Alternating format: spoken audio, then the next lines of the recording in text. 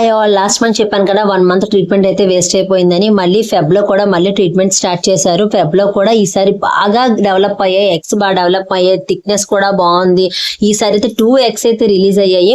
Maybe మీరు conceive అయితే twins conceive అవ్వచ్చు అని చెప్పారు. మేమైతే ఇంకా చాలా చాలా హ్యాపీ ఫీల్ అయ్యాము. ఇంటికి వెళ్ళిన తర్వాత చాలా చాలా హ్యాపీ ఫీల్ అయ్యాము. కానీ మాకు ఆ మంత్ కూడా డిసప్పాయింట్మెంటే మిగిలింది.